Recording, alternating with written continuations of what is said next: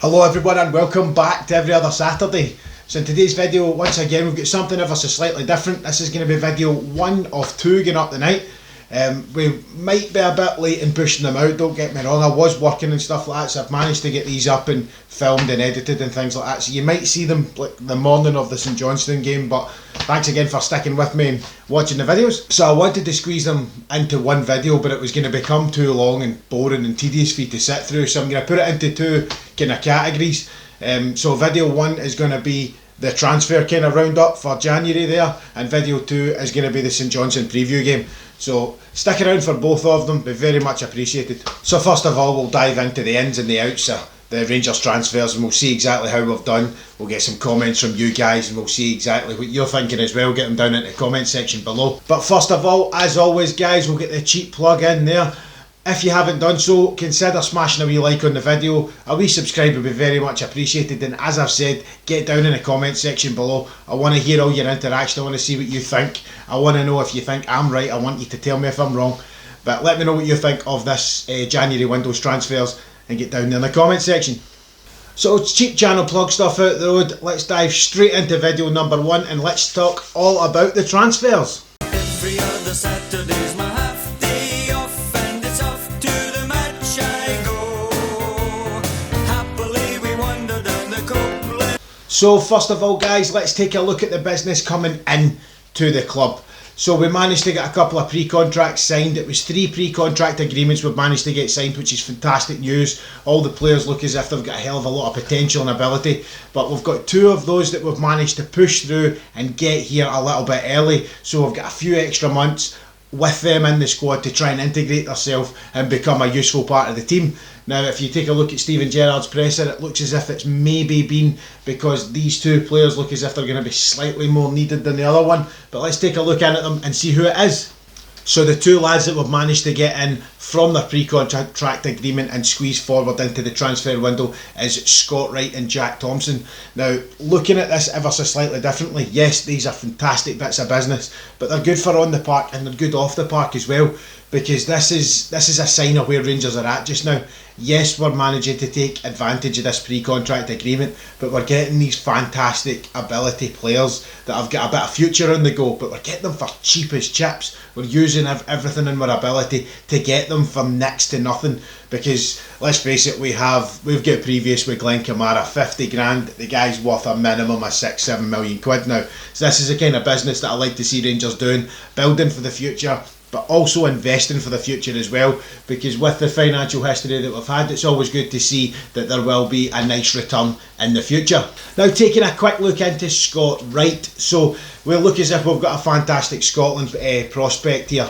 He's played with him before, he's got all the ability under the sun, he likes to take a man on, he likes to try and beat a man. He also has a few goals in the bag, I would expect that he can bring to it as well. He can play across that number 10 position from left to right, which is a fantastic utilisation that we're going to be able to use in games when possibly players need to be swapped out, or if we need both sides of the park and we need some help in that. So I think he's going to be a fantastic asset to the squad. Now it is time for him to get his head down and focus that he's got these 4 months extra to be in the squad and get acclimatised to the way that Rangers play and the style of football that we do, to try and get in there and try and become a possible starter for Rangers, try and start putting some people under pressure for positions. Your Ryan Kents and your Joe Aribos and people like that, even Yanis Hadji up to a point as well. So it's a good signing for us. I really think he's got a bit of ability and I think he's got a lot of progression to be doing.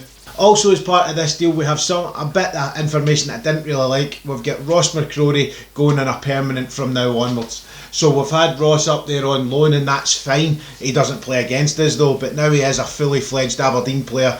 There is a possibility that they can start using a player of his talent against us. Now that being said, I think we can still beat an Aberdeen, but having a player like him in their squad, it does change the way that they'll set up against Rangers. Now taking a quick look at Jack Thompson, now he's a different style of player, he's a centre half, big tall imposing figure, but we do have 3 players at the back there, Hollander, Goldson and Balogun, who when rotated are doing a great job. They're not leaving us with many worries in our head, and also we do have Katic waiting in the wings.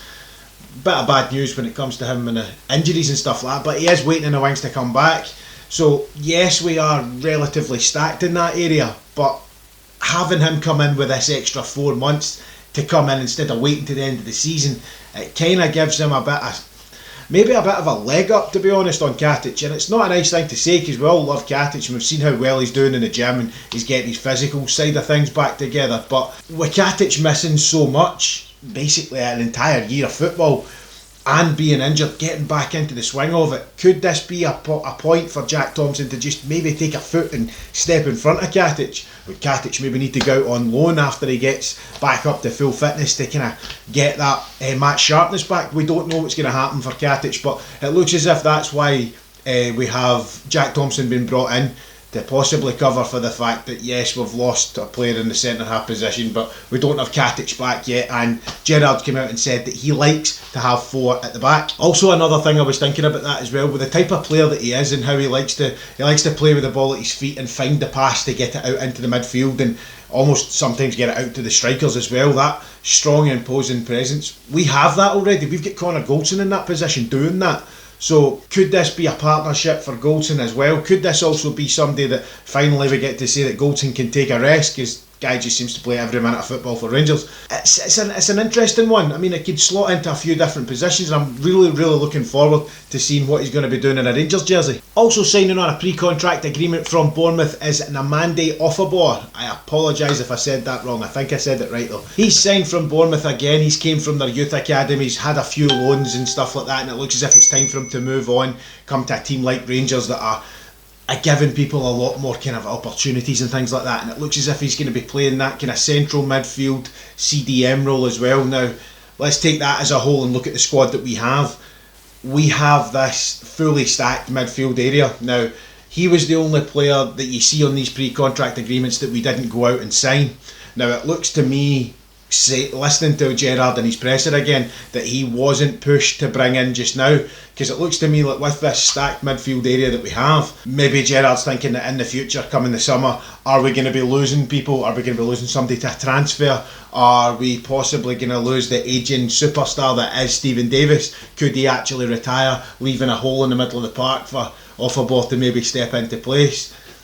There's a lot of balls up in the air for that one, so I'm not 100% sure what's going to happen at the end of the season. I don't think I'd like to see any of what I've just said happen. Yes, bring him in. He looks as if he's a fantastic talent and things like that, and he's going to be giving something to the team again. I'm kind of hoping that it's not like a Zungu. I mean, I appreciate that Zungu's in on loan as well, and I don't think he'll sign, if I'm honest. He doesn't look as if he's hit the ground running. Also could just be a replacement for him as well, but again, too many balls up in there. Not 100% sure what's going to happen at the end of the season, but looking forward to seeing what he's going to be like. That about wraps up the intake portion of the video. So that's the 3 players that we've got. 2 coming in, 1 waiting to the end of the season. But now, let's take a look at some of the departures. As we expected, we did see a few players leaving on loan. I kind of expected to see a couple actually leave on a full-time basis, but we'll see what happens with them out on loan at first, and maybe it'll materialise into a permanent one. But first up, we have Jordan Jones. Now, he's left on the departure away to Sunderland. Now, again, if you've watched these videos from back in the day, it was one of my very first videos I posted up about Jones and Edmondson and the fact that they broke their COVID-19 restriction. And to me, I lost all faith in Jordan Jones. I really did, and I wasn't bothered what happened. I also heard that there was a chance he was leaving and we were going to get a decent amount of money for him. But he's away on loan. Let's see if it materialises into something. I'm going to give the guy the benefit of the doubt. I feel like sometimes I can be too hard on players. Again, we're all entitled to our own opinion, but everybody also makes mistakes. So maybe this will go one of 2 ways. Maybe he will go down, he'll start to shine for Sunderland, he'll come back up and try and impose himself back in the squad. Or maybe this could be the end for Jordan Jones. Again, guys, I wasn't happy with the COVID restrictions. I mean, we're all trying to work and stuff like that, and when he breaks them, it kind of ruins it for us all, and we don't want Rangers getting a bad name for that kind of thing. So that's what really annoyed me and ticked me off with him. But again, maybe this could be the turning point for Jordan Jones. We'll wait and see. Next up is George Edmondson, and he also is away back down south, and he's going to team up with Wayne Rooney at Derby. So that's another interesting one again. Yes, he was part of the COVID-19 restriction breaking and things like that, and yes, in the video I wasn't as harsh on him because I still think he might have a future at Rangers. With people like Jack Thompson coming in, that could also change things. Could Could they be maybe thinking that he's not as good as what we need him to be? Is this loan deal going to give him the playing time that he needs to progress? Not sure about Edmondson again. I'm becoming more and more on the fence. I'm really hopeful for him that back down with Derby, he's going to be maybe kicking back on a wee bit and starting to play a wee bit more games. But time will tell when it comes to George Edmondson, and good luck to him down at Derby. So next man to leave on his way down on loan to Oxford is unfortunately Brandon Barker. Now I say unfortunately, guys, because as I say, if you've watched these videos before, you know that I'm a fan of Brandon Barker. I thought he'd a wee bit more to contribute to this season. I thought with the point tally that we're getting and given the chance that we're going to be kind of wrapping up the season a hell of a lot sooner than we think, I thought he'd maybe get a few more games at the end of the season, try and impose himself and try and get into that squad. It doesn't look like it's going to materialise that way for Barker. I hope he comes back, I really do. I've got a lot of time for him. I like the player. I get pelters for that for some guys really don't like him, but he has shined on myself. But good luck to Brandon Barker down at Oxford. And the last one of note that's left on loan is Glenn Middleton. He's slightly closer to home. He is away to St Johnstone. Now I'd imagine, like any other loan deal, when you're in the same league, it doesn't look as if he'll be playing against us either. Kinda good, to be honest, because a player like him going to St Johnstone in the form that they're in, the form of their life, by the way, you'll see that in the next video. It's adding a player like him to St Johnstone could actually be a catalyst for them to kick on that wee bit further. They're doing great just now, and under their new manager, doesn't seem to be going wrong in any way, shape or form.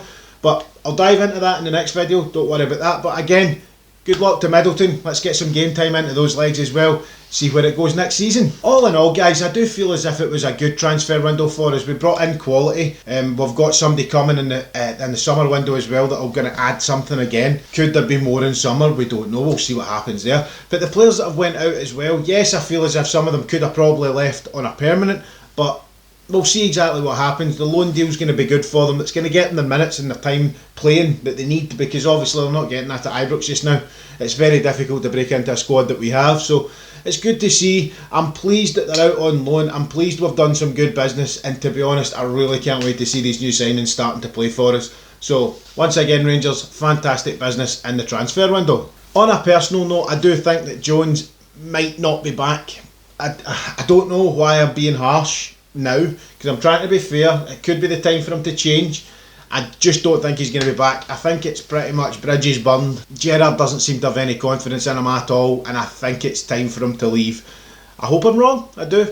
I'm trying to be fair to the guy, but I think it's time that I don't think we'll see Jordan Jones back in a Rangers jersey. But that about wraps up the transfer video for this evening. I fully believe we've done well this window, but get yourself down in that comment section below, guys. I want to know exactly what you're thinking. Have we done well? Do you think we could have done better? Are you agreeing with my kind of thoughts on the players that have left and the boys coming in?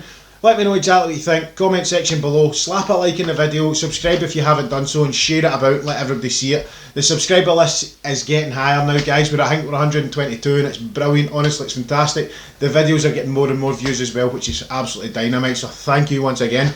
Next video coming up, guys, is the St Johnstone preview video, and I'm looking forward to doing that. As I say, I'll get this one up and I'll get cracked onto that. But I've been every other Saturday, guys, and I will see you on the next one.